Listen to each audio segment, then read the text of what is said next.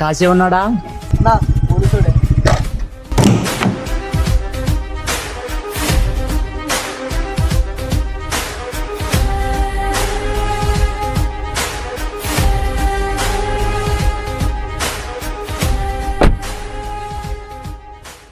చెప్పండి ఎస్సీ గారు, ఎప్పుడు నుంచి ఎలా వచ్చారేంటి?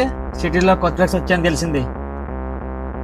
మీరేమో డౌట్ వచ్చి చూడడానికి వచ్చా. సిటీలోకి కొత్త డ్రగ్స్ వచ్చినాయి, అవి మల్టిపుల్ కిక్కిరిస్తుంటాయి.